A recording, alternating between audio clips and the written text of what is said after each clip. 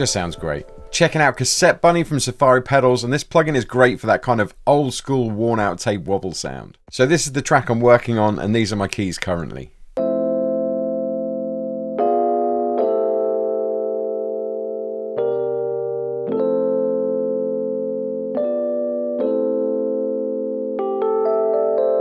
Now I'm going to add Cassette Bunny, and let's see if we can make these a little bit more interesting.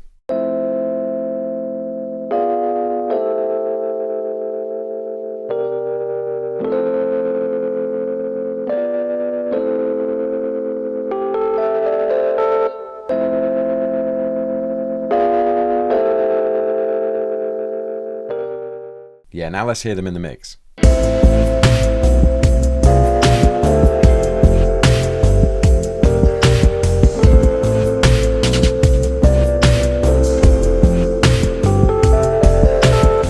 Yeah, that just sounds great.